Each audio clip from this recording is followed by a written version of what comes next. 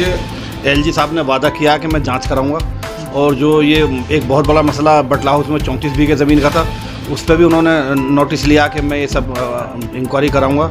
और ये जितने भी इस्तेबाद और चीटर माफिया जो ये लोग कोर्ट में पीआईएल डालते हैं, उसकी भी नॉलेज एलजी साहब को है कि लोग पीआईएल डालते हैं और उसके बाद पैसे लेके विड्रॉ कर लेते हैं।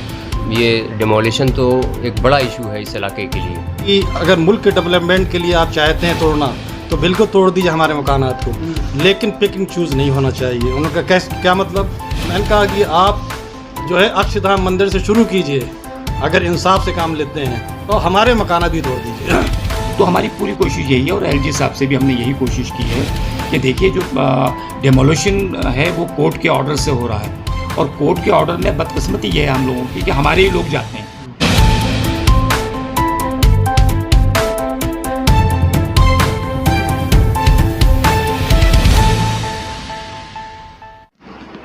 हेलो दोस्तों, इंडिया की न्यूज़ में आपका स्वागत है। जैसे कि देखा जा रहा है कि लगातार जामिया नगर में डेमोलेशन हो रहे हैं, एक के बाद एक, चाहे 50 गज की बिल्डिंग हो या फिर वो 600 गज की बिल्डिंग हो, लेकिन डेमोलेशन हो ही जाता है किसी न किसी वजह से। तो यहाँ पर इस वक्त जो आप हमारे साथ में देख रहे हैं, जामिया नगर के ज़िम्मेदार लोग हैं, RWS है, यहाँ पर लोग मौजूद हैं, यहाँ के जामिया नगर कोऑर्डिनेशन कमेटी के लोग यहाँ पर मौजूद हैं, जो दिल्ली के एलजी साहब के पास गए थे इस मसले को लेकर और जामिया नगर के जो और मुद्दे हैं उनको लेकर। आसिफ साहब, आप एलजी साहब के पास गए, डेमोलेशन के मुद्दे को लेकर क्या बोले वो? क्या ओखला में डेमोलेशन अब रुक पाएगा या नहीं रुक पाएगा? देखिए, एलजी साहब ने वादा किया कि मैं जांच कराऊंगा, और जो ये एक बहुत बड़ा मसला बटला हाउस में 34 बीघे ज़मीन का था, उस पर भी उन्होंने नोटिस लिया कि मैं ये सब इंक्वायरी कराऊंगा। और ये जितने भी इस्तेबाद और चीटर माफिया जो ये लोग कोर्ट में पीआईएल डालते हैं, उसकी भी नॉलेज एलजी साहब को है कि लोग पीआईएल डालते हैं और उसके बाद पैसे लेके विड्रॉ कर लेते हैं। तो इन सबको एक दिन में तो कोई भी काम नहीं होगा, तो इन सब चीज़ को कोर्ट के सामने भी लाया जाएगा, कोर्ट को भी संज्ञान कराया जाएगा कि किस तरीके से लोग अपने मफाद के लिए पीआईएल डाल रहे हैं। ओखला में एक मसाइल बिल्डिंग का ही नहीं है, ओखला में बहुत सारे मसाइल हैं। जितने भी एनजीओज, सीलमपुर, जाफराबाद और इधर उधर की एनजीओज यहाँ लाके इस तरीके से पीआईएल डाल रही है। अगर उन्हें जामिया नगर की इतनी फिक्र है तो जामिया नगर में बहुत सारे मसाइल हैं। उन कूड़ेदान नहीं है, पीने का पानी नहीं है, रोडों पे चलना मुश्किल है, इनके लिए पीआईएल डालें कोर्ट में कभी जामे, तो ये कंस्ट्रक्ट इसी चीज़ के लिए पे। तो ये सब जांच का विषय है, और एक दिन में कोई काम नहीं होगा। इन सब की जांच कराई जाएगी, कोर्ट के थ्रू कराई जाएगी, एलजी साहब के थ्रू कराई जाएगी, पुलिस या जितनी भी जांच एजेंसी हैं, तो ये सब काम आहिस्ता आहिस्ता कराया जाएगा। एलजी साहब को अभी ये पता नहीं था कि इतनी बड़ी ज़मीन का भी कोई मसला वहाँ चल रहा है। उन्होंने कहा कि अगर कोई ऐसा मसला है तो उसको हम जाँच कराएँगे। ये डिमोलिशन तो एक बड़ा इशू है इस इलाके के लिए, तो इसमें हमारी सबसे पहली प्रायोरिटी ये है कि अगर ये जो कंस्ट्रक्शन पिछले 10 सालों में हुआ है 2014 से 2024 तक, अगर ये लीगल हो जाए, एलजी साहब उसमें अगर इंटरफेयर करें, थोड़ा इंटरेस्ट शो करें, और उनकी कोशिशों से और दिल्ली सरकार की कोशिशों से और होम मिनिस्ट्री की कोशिशों से अगर ये 10 साल का कंस्ट्रक्शन लीगल हो जाए तो ये बहुत सारे मसले हल हो जाएंगे और लोगों को बहुत ज़्यादा रिलीफ मिलेगी। ये हमारा कंसर्न है। यकीनन राहत तो मिलनी चाहिए, क्योंकि एलजी स्टेट की अथॉरिटी हैं और एलजी के अंडर में तमाम एजेंसीज आती हैं। अगर पहले भी जब 350 मीटर के डेमोलिशन का मामला था जमुना से, तो उस वक्त के तेजंद खन्ना साहब जो एलजी थे, उनसे जब कोऑर्डिनेशन कमेटी के हम लोग मिले इरफानुल्लाह साहब की क़यादत में, तो उन्होंने उसी वक्त जो है बात सुनी हमारी, उस पर गौर किया। हमने कहा कि अगर मुल्क के डेवलपमेंट के लिए आप चाहते हैं तोड़ना, तो बिल्कुल तोड़ दीजिए हमारे मकानात को, लेकिन पिक एंड चूज़ नहीं होना चाहिए। उनका क्या मतलब, मैंने कहा कि आप जो है अक्षरधाम मंदिर से शुरू कीजिए, अगर इंसाफ से काम लेते हैं तो हमारे मकाना भी तोड़ दीजिए। उन्होंने उस वक्त चीफ इंजीनियर को फ़ोन किया कि फ़ौरन ही डेमोलिशन का जो ड्राइव 2 दिन बाद होनी है उसे रोक दीजिए, इस पर हम कमेटी बैठेगी, वो फैसला करेंगे। अल्हम्दुलिल्लाह उस वक्त से वो रुक गया और आज तक वो डेमोलिशन नहीं हुआ।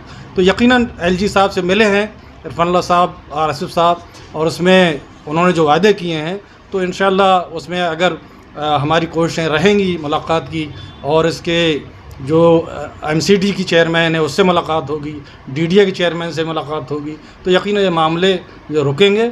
और इनसे भी नहीं होता तो इंशाअल्लाह हम अर्बन डेवलपमेंट मिनिस्टर से मुलाकात करेंगे और इस कोशिश करेंगे कि ये सब चीज़ें जो है रुकें, और यहाँ जो अफरा तफरी का माहौल ख़त्म हो, यहाँ अमन और पीस कायम हो, यहाँ की गंदगी दूर हो। जो अभी आसिफ साहब ने बताया कि जगह जगह कूड़ेदान के ढेर लगे हुए हैं, यहाँ के काउंसलर, यहाँ के एमएलए क्या कर रहे हैं, उन कूड़ेदान पे क्यों ध्यान नहीं दे रहे हैं, क्या वजह है कि इस इलाका गंदगी का ढेर बना हुआ है, तो इस पे भी गौर सब करना चाहिए और इस पे इंशाल्लाह कोऑर्डिनेशन कमेटी गौर कर रही है, इस पे ड्राइव करेगी इंशाल्लाह। ओखला के अंदर और जामिया नगर वाली चौकी जली तो कोऑर्डिनेशन कमेटी ने एक तहरीक शुरू की थी और उसमें सब तंजीमों को और सारे लोगों को लेकर RWS को लेकर एक कमेटी बनाई थी। 2008 में जब एनकाउंटर हुआ, फेक एनकाउंटर हुआ, उस वक्त भी उसकी बहुत बड़ी तहरीक जामिया नगर कोऑर्डिनेशन कमेटी ने चलाई थी। तो ज़्यादा डर तो हमारे जहनों में आता नहीं है, खौफ नहीं आता है। और खौफ क्यों करेंगे, वो अपने लोग हैं, जो खौफजदा कर रहे हैं वो अपने लोग हैं। हमारी तो पूरी कोशिश ये है कि आवाम के अंदर बेदारी आए और जो लोग इस तरह से PIL डालते हैं, कोर्ट जाते हैं, लोगों को धमकियाँ दे रहे हैं, वो बाज आएँ, क्योंकि वो भी हमारे समाज का हिस्सा हैं। हम चाहते हैं कि वो भी रास्ते पर आएँ और रास्ते पर आकर इलाके को संवारें। हम लोग इलाके को संवारना चाहते हैं सब लोग मिलकर और इज्तिमाई क़ुव्वत के साथ इस इलाके को बनाएं। तो हमारी पूरी कोशिश यही है और LG साहब से भी हमने यही कोशिश की है कि देखिए जो डेमोलिशन है वो कोर्ट के ऑर्डर से हो रहा है और कोर्ट के ऑर्डर में बदकिस्मती ये है हम लोगों की कि हमारे ही लोग जाते हैं और वो PIL के नाम पर, जो PIL नहीं होती बल्कि पर्सनल इंटरेस्ट लिटिगेशंस होते हैं वो सारे, और उनके आपस के झगड़े होते हैं या आपस के उनके और बातें होती हैं जिसकी वजह से वो एक्सटॉर्शन करते हैं और वो कोर्ट में जाते हैं। तो उस पर हम लोगों ने कहा है कि उन पर भी एक्शन लीजिए, तो कार्रवाई कीजिए, उस पर एक्शन होना चाहिए। और अगर एजेंसीज़, जो गवर्नमेंट की एजेंसीज़ हैं, अगर वो किसी तरह से डेमोलिशन का ड्राइव चलाती हैं तो उसको रोकिए। तो दो हिस्सों में है इस लड़ाई को हम लड़ रहे हैं। एक तो ये कि मुकामी हैं, हमारे अपने लोग हैं जो कोर्ट जाते हैं, वो कैसे बाज आएंगे, अवामी प्रेशर कैसे बनेगा, मॉरल प्रेशर कैसे बनेगा उन पर, ताकि उनको रोकें इससे। पहले तो वो कोर्ट ना जाएं। क्यों करते हैं वो ऐसा एक्सटॉर्शन के लिए करते हैं, पैसे के लिए करते हैं। उनकी नीयत ख़राब है, उनकी बददियानती है, उसमें पब्लिक की कोई इंटरेस्ट नहीं होता है, उनका अपना ज़ाती इंटरेस्ट होता है और ज़ाती इंटरेस्ट उनका मॉनेटरी गेन है। वो मॉनेटरी गेन की वजह से जाते हैं। तो मुझे लगता है जहाँ जहाँ वो अब से नहीं कर रहे हैं ये एक्सटॉर्शन जब से यहाँ कंस्ट्रक्शन का काम हुआ है, जब से एक्सटॉर्शन हो रहा है। ये कोर्ट तो अब जाना शुरू किया उन्होंने, पिछले 2-4-10 साल से वो कोर्ट भी जाने लगे, लिटिगेशन में भी जाने लगे, वरना अदरवाइज़ वो एक्सटॉर्शन तो कर रहे थे, लोगों से वसूलियाँ भी करते थे।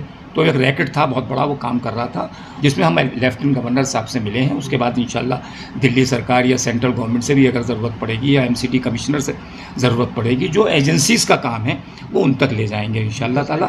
और जो कट ऑफ डेट की बात अभी मंसूर साहब कह रहे थे कि कट ऑफ डेट जो है कंस्ट्रक्शन की दिल्ली के अंदर वो बढ़नी चाहिए, वो हमने रखा है मेन इशू लेफ्टिनेंट गवर्नर साहब के पास कि 2014 कट ऑफ डेट है कंस्ट्रक्शन की दिल्ली में, उसे बढ़ाकर जुलाई 31 24 कर दीजिए, ताकि ये जो झगड़े हो रहे हैं, जो लिटिगेशन होते हैं, वो खुद ब खुद ख़त्म हो जाएंगे।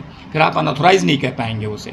अगर कट ऑफ डेट के बाद जो बनी भी हैं बनेंगे, जो पहले बन चुके हैं कट ऑफ डेट से, उन्हें तो आप इलीगल कह ही नहीं सकते हैं, क्योंकि रेगुलराइजेशन का प्रोसेस तो चल ही रहा है सरकार की तरफ से और गवर्नमेंट की तरफ से कि रेगुलराइज की जाएंगी वो कॉलोनीज़। तो हमारे ओखला की भी बहुत सी कॉलोनीज़ हैं जो उसके अंदर आ जाएंगी, तो उसमें भी कट ऑफ डेट का मसला तो आएगा।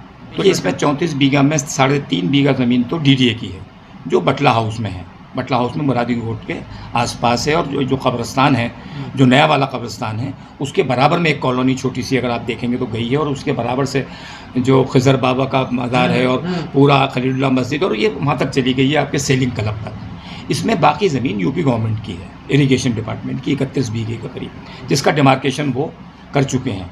उसके डिमार्केशन के बाद उन्होंने नोटिस भी चस्पा किए थे 8 अगस्त के लिए कि इन मकानात को खाली कर दीजिए। ख़ास तौर से आपने देखा होगा जो खलीलुल्लाह मस्जिद से मुल्क आगे जो लाइन है पूरी, उसको नोटिस वगैरह आ गए थे। ये अपने लोगों को समझाएंगे, उन्हें सही रास्ते पर लाएंगे। अगर नहीं मानेंगे तो फिर उनके ख़िलाफ़ कानूनी कार्रवाई कराने के लिए भी हम तैयार रहेंगे।